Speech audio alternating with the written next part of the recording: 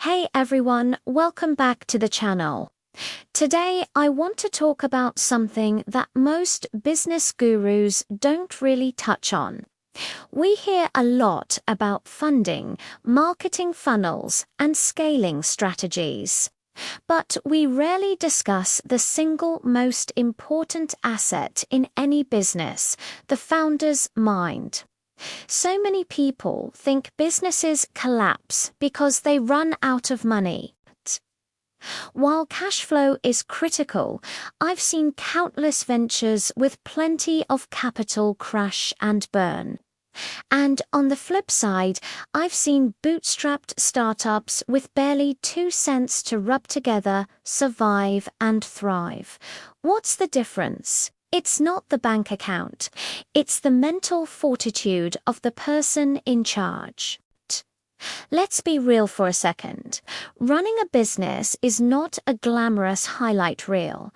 It's a grind. It's filled with constant pressure, gut-wrenching uncertainty, and a steady stream of setbacks. One day you're on top of the world because you landed a big client, and the next you're re-staring at the ceiling at 3 a.m. wondering how you're going to make payroll. Your product launch might flop. Your key employee might quit. A global event could turn your entire market upside down overnight. This is the reality of entrepreneurship. It's a roller coaster of highs and lows. Now, if you don't have the right mindset, every single one of these challenges feels like a personal attack. A failed launch doesn't just mean a loss of revenue. It feels like you're a complete failure. A client complaint doesn't just feel like feedback. It feels like a judgment on your character. When you operate from this emotional place, you can't make clear, rational decisions. You become reactive instead of proactive. You might get defensive, start blaming others, or worse, just give up entirely because the emotional toll is too heavy. This is where so many promising businesses die. Not with a bang, but with the quiet burnout of a founder who just couldn't handle the pressure anymore. So what does the right mindset look like?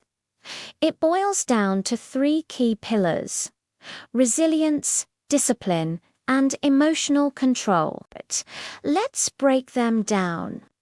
Resilience is your ability to bounce back. It's not about avoiding punches.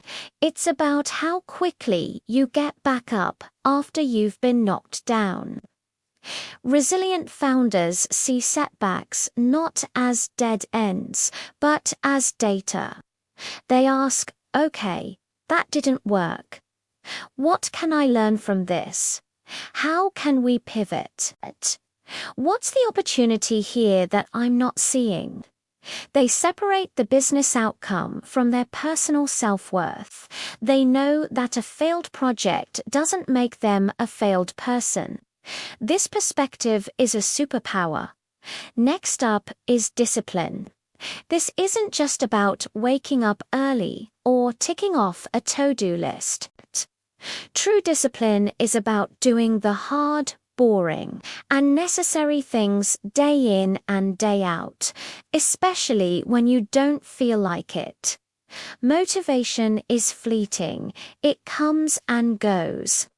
Discipline is what carries you through the long, uninspiring stretches. It's the discipline to keep making sales calls after a dozen rejections.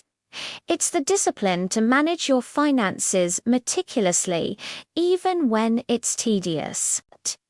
It's the discipline to stick to your long-term strategy when a shiny new distraction pops up.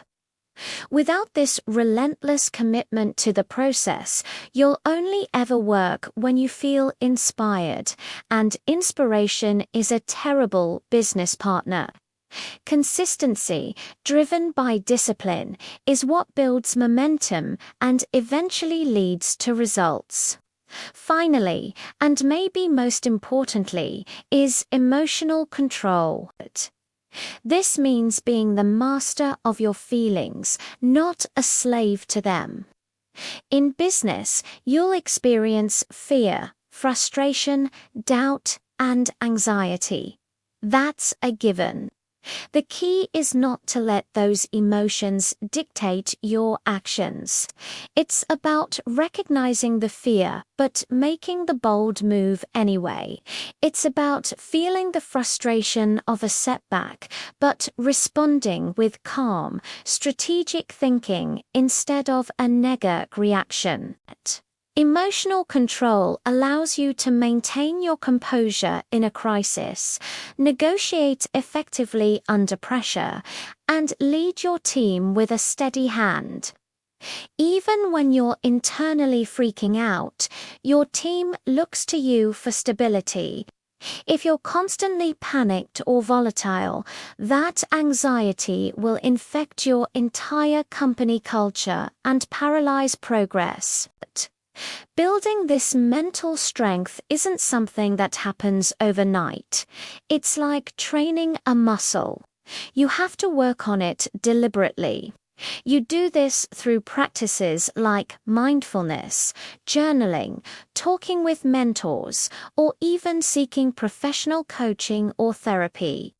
It's about setting boundaries to protect your mental health and creating systems that reduce your cognitive load.